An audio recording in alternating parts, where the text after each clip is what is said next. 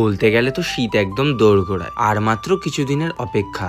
আবহাওয়া অলরেডি তো বদলানো শুরু হয়ে গেছে। আগের দিনের ব্লগে যেমনটা বললাম যে জাগা ফাগা করছি কারণ শীতের জন্য নতুন গাছ আনতে চলেছি, তাই সকালবেলা আজকে ব্রেকফাস্টটা সেরে নিয়েই তারপর আমি আর ক্রিস বেরিয়ে পড়েছিলাম গাছ আনার উদ্দেশ্যে। আর আজকে চলে গেছিলাম বনবিতান। OS669 এর একদম পাশের রাস্তাটা দিয়ে চলে আসলেই এই বনবিতান নার্সারি। এটাকে নার্সারি বলবো নাকি গাছ প্রেমীদের জন্য স্বর্গের জায়গা কোনটা জানি না। শীতের মরশুমের গাছ মানেই গাঁদা, চন্দ্রমল্লিকা, পিটুনিয়া, জারবেরা ইত্যাদি ইত্যাদি রয়েছে। গাছেরও আবার অনেক ভাগ হয়। ইনকা গাঁদা, চন্দ্রমল্লিকার মধ্যে আবার ভ্যারাইটি থাকে, পম, জায়েন্ট ভ্যারাইটি।